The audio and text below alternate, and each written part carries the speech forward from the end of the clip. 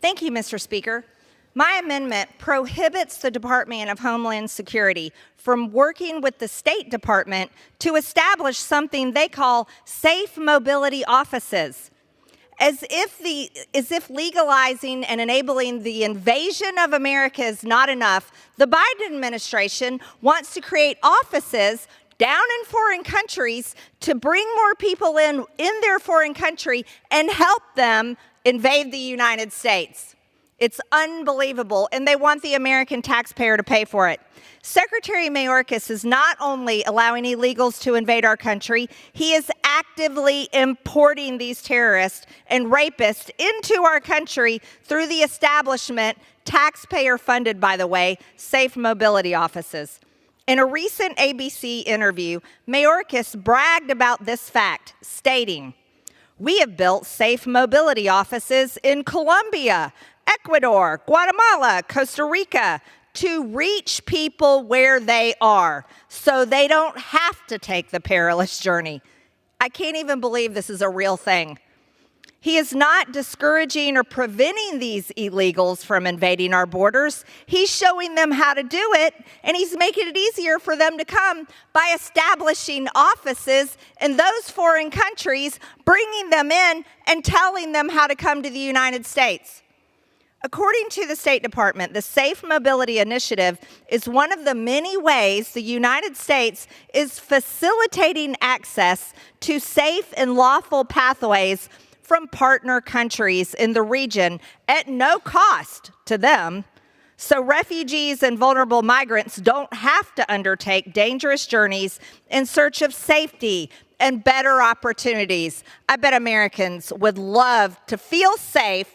I bet Americans who have lost children and family members to illegal alien crime, rape, and murder would love for their family members to be safe and their dead family members to have better opportunities. Oh no, the Biden administration won't allow it. They've got to open up offices to bring more people in. Once aliens apply, experts from international organizations help individuals assess which legal pathways might work for them.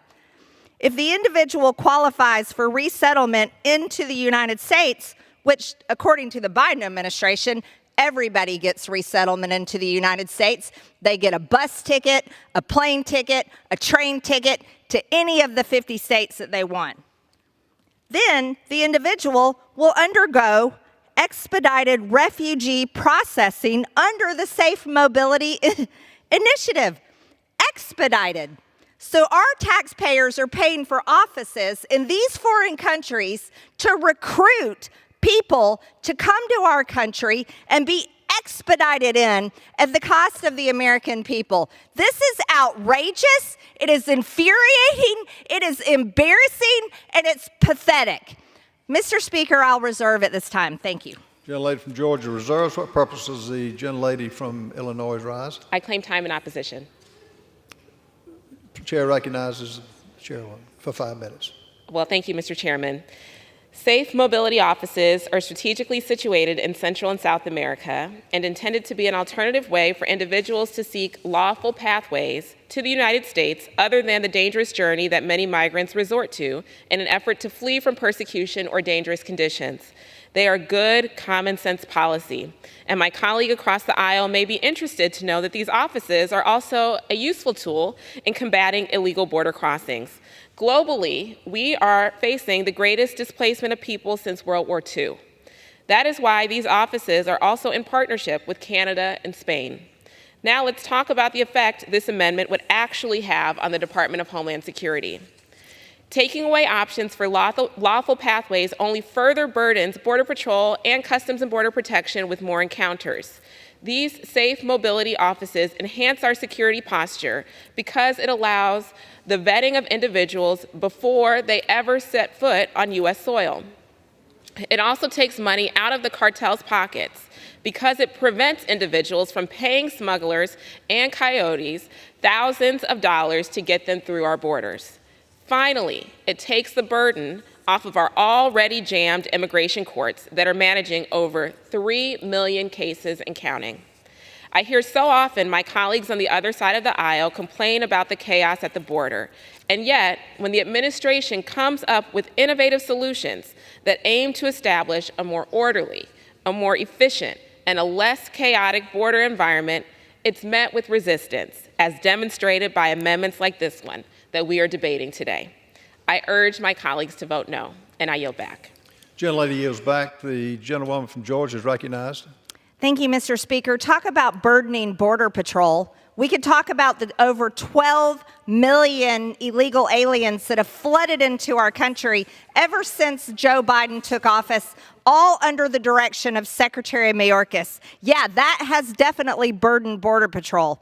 Talk about innovative solutions. Oh, I think we could call it innovative if you're talking about completely invading the United States of America by the Biden administration and Secretary Mayorkas and his creative ideas of innovative solutions, opening offices in foreign countries to recruit people to come to the United States and be expedited wherever they want to go. This is a slap in the face of every single American.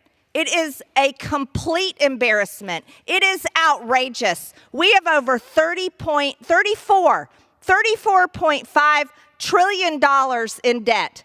That is our nation's debt right now. And this is what the Democrats want to do, is open up and spend money to open up more offices, to bring more people in. Yeah, you talk about overwhelming Border Patrol. This is overwhelming the American people. Mr. Speaker, I urge the colleagues, all of my colleagues in the House, to pass my amendment, and at this time I yield. Gentlelady yields back. The question is on the amendment offered by the